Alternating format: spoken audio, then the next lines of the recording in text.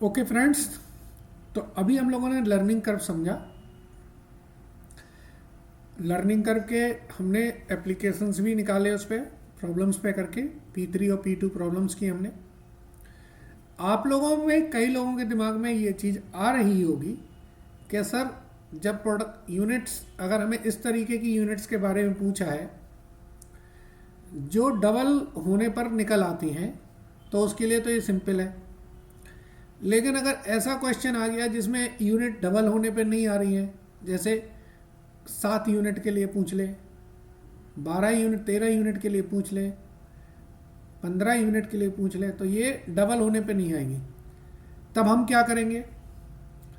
तो आपके दिमाग का कंफ्यूजन जेन्युइन है, इसके लिए भी लर्निंग कर्व इफेक्ट्स निकाले जाते हैं। बट ऐसे सिनेरियो में हम लर्निंग कर्व की इक्वेशंस फॉर्मूले से निकालते हैं। तो एक प्रॉब्लम देख लें और इस प्रॉब्लम से फिर आपको समझ में आ जाएगा कि हम क्या कहना चाह रहे हैं। ठीक है,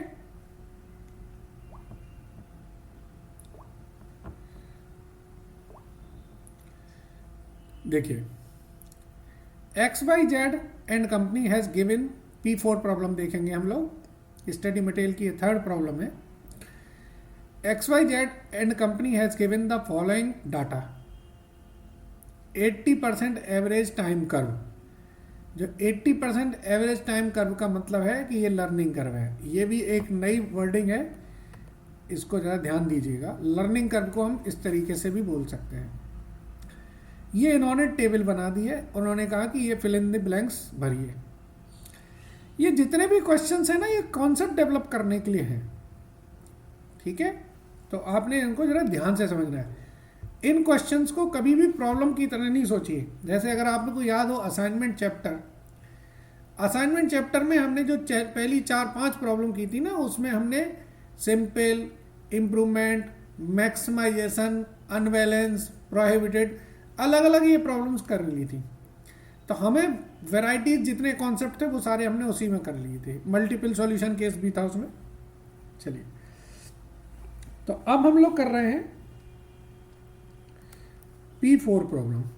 ये जो टेबल दी है ये हम लोग बना लेंगे।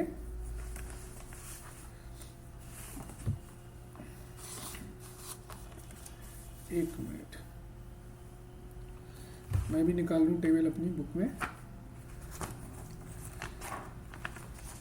आप लोग निकाल लीजिए, मैं भी अपनी बुक में निकाल लेता हूँ। चलिए, जो टेबल दी है वो बना लेते हैं।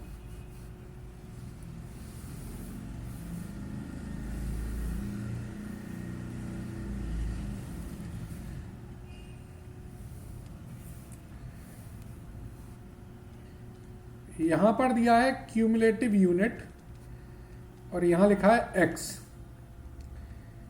यहां पर दिया है एवरेज आवर्स, ये दिया है टोटल आवर्स, और यहां पर दिया है marginal hours.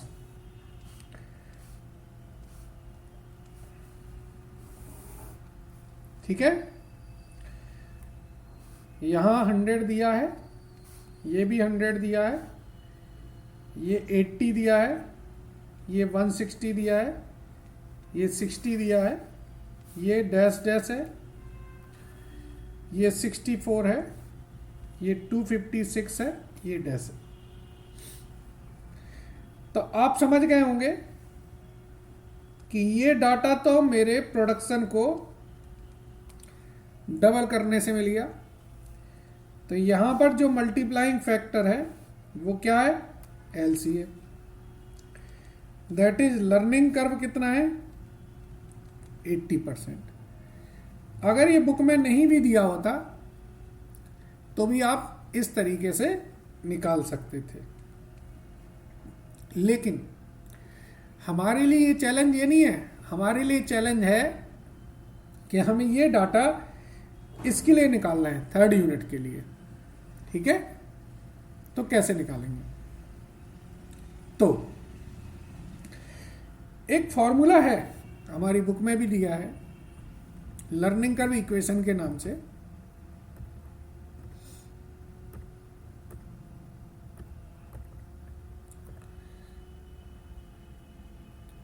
Learning curve equation, ये page number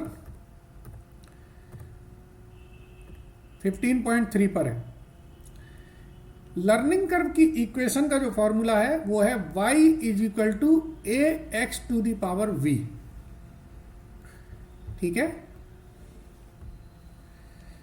learning curve equation is equal to y is equal to a x to the power b। अब हमें यह समझना है a क्या है, x क्या है और b क्या है और y क्या है। तो समझ लीजिए, जरा ध्यान से समझिएगा। इसको बोलते हैं हम लोग y।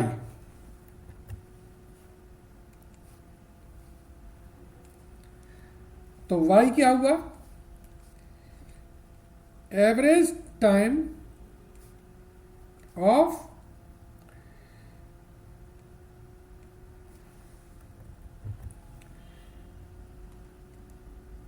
Required unit. x क्या है, इसको बोलते हैं हम लोग x। x होती है जो आपको यूनिट दी हुई है। अब a क्या है, ये होता है total time for first unit. तो यहां पर a क्या है, ये a है। अब पॉइंट आया b का। b कहलाता है लर्निंग कोफिशिएंट और इसका जो फॉर्मूला होता है वो होता है log learning curve upon log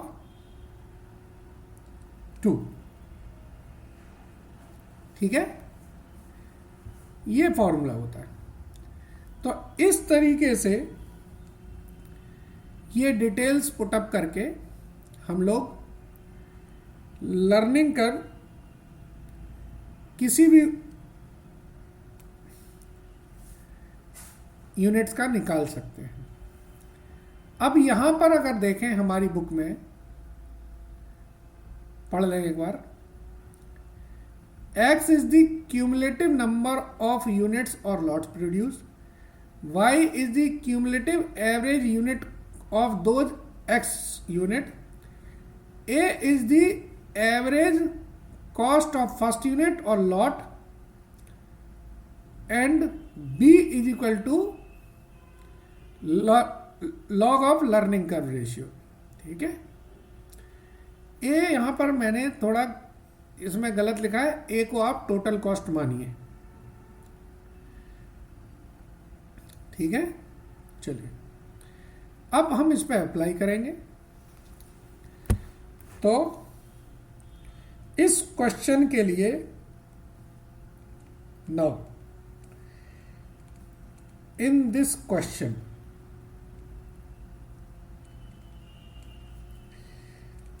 x is equal to है 3,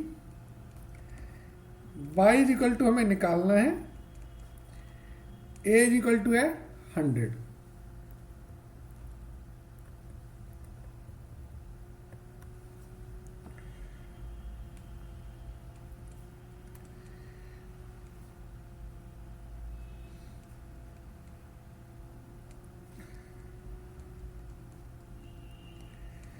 और अब हमें निकालना है b। b is equal to होगा log learning curve upon log 2 log 80% upon log 2। इसको थोड़ा सा आगे बढ़ने के लिए मैं log के कुछ बेसिक फॉर्मूले बता देता हूं, सभी को पता होंगे।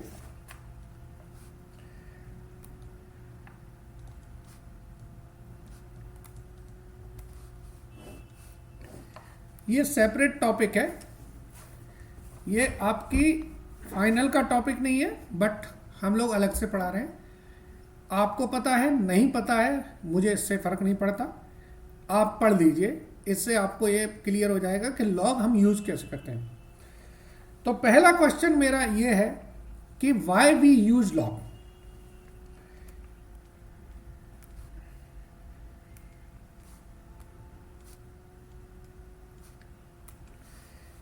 कोई समझदार बंदा बता सकता है आप लोगों में से कि हम लोग लॉग यूज क्यों करते हैं? बचपन से करते आ रहे हैं। कोई पता है क्यों करते हैं? सोचो जरा, किसी ने कभी बताया कि लॉग यूज हम क्यों करते हैं? चलिए मैं बताता हूं आपको। To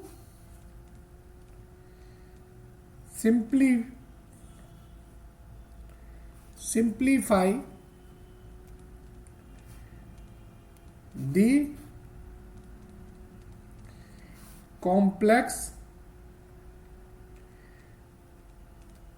calculation. कैसे? हाउ? तो आपको बता दें, लॉग क्या करता है, जो कॉम्प्लेक्स कैलकुलेशंस होती हैं उन्हें सिंप्लीफाई कर देता है। सुनिए, अगर आपको पता हो, फॉर्मूला याद हो, log m into n is equal to होता है log m plus log n, यानी कि उसने मल्टीप्लाई को किस में कन्वर्ट कर दिया? प्लस में। log m upon n is equal to होता है log m minus log n, यानी कि उसने डिवीजन को किस में कन्वर्ट कर दिया? माइनस में। और log m की पावर n को वो हम लोग लिखते हैं log m, यानी कि उसने जो पावर थी उसको किस में कन्वर्ट कर दिया? मल्टीप्लाई में। तो ये तो हम जानते हैं ना कि जो मल्टीप्लाई है वो प्लस से कठिन होता है कि नहीं होता है? प्लस से वो कठिन होता है। और जो डिवीजन है वो माइनस से कठिन होता है। तो लॉग क्या करता है? कॉम्प्लेक्स कैलकुलेशन को सिंपल में कन्वर्ट कर देता है। तो मेथड क्या है? पहले हम लोग नॉर्मल नंबर सिस्टम से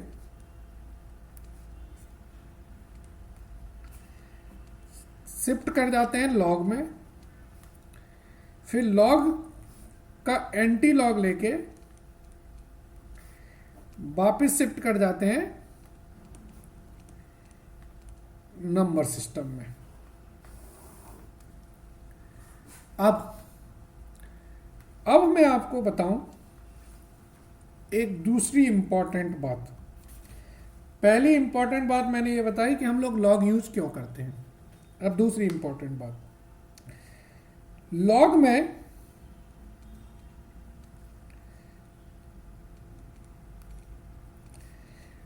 में दो वैल्यूज होती हैं। एक तो होती है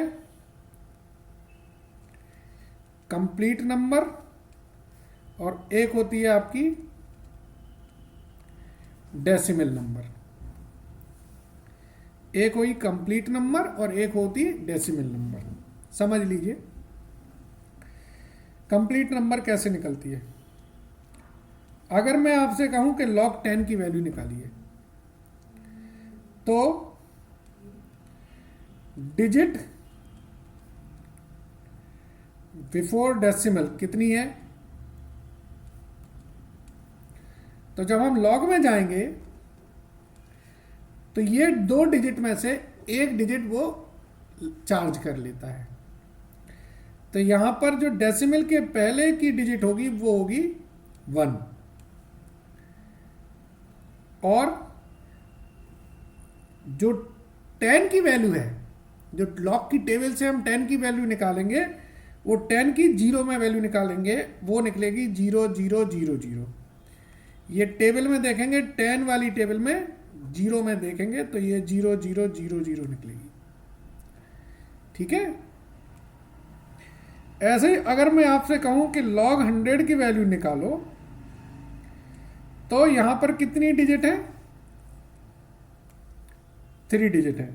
तो जब हम log में जाएंगे तो यहां पर आ जाएगा 2 पॉइंट, ये 2 डिसाइड कैसे हुआ? जितनी डिजिट है उसमें से एक कम कर दो। और ये डिसाइड कैसे हुआ? 10 में 0 के नीचे देखेंगे तो ये 0 0 0 0 होगा। अगर मैं आपसे कहूं कि log 1000 की वैल्यू निकालिए, तो यहां 4 डिजिट है, तो यह आएगा 3.0000। अगर मैं कहूं आपसे log 10,000 की वैल्यू निकालिए, तो यहां पर 5 डिजिट है, तो ये वैल्यू होगी 4.0000। कॉन्सेप्ट क्या है कि जो डेसिमल के पहले की डिजिट है 3, 2, 1, वो डिसाइड करता है कि आप जिस वैल्यू का लॉग निकाल रहे हैं उसमें कितनी कंप्लीट नंबर है, और जो डेसिमल के बाद की डिजिट है वो आपकी उन नंबर्स की डेसिमल फिगर्स होती हैं। चलिए, कंफ्यूज हो गए होंगे तो थोड़ी सी और वर्किंग करते हैं। अभी मैं लॉग पे ही चल रहा हूं, अभी वो क्वेश्चन मैंने साइड में रख दिया है, ठीक है? लॉग ही समझ लेते हैं। चलिए, अगर मैं कहता हूं आपसे कि आप सर log 8888 की वैल्यू निकालिए, कितने की? तो आप क्या करेंगे? लॉग टेबल में 88 में जाएंगे और फिर 0, 1, 2 जो दिया है इसमें आप ढूंढेंगे 8 की वैल्यू। तो पहली 2 डिजिट आपको यहां मिल गई, तीसरी डिजिट आपको यहां से मिलेगी। पहली 2 डिजिट ये आपकी 3rd डिजिट हो गई, और जो 4th डिजिट है, 4th डिजिट आपको यहां पर मार्जिनल डिफरेंसेस दिए रहते हैं, उसमें आप 8 ढूंढेंगे। फिर से बता दूं मैं, कोई भी डिजिट आपको दे रखी है तो पहली 2 डिजिट तो आपको टेबल में मिलेंगी इस तरीके से 87, 88, 89। तीसरी डिजिट आपको जो ऊपर दी रहती है उसके नीचे देखेंगे, और चौथी डिजिट आप देखेंगे मार्जिनल डिफरेंस में। तो इसके लिए मुझे आपको लॉग टेबल निकालनी होगी। मैं निकालता हूं।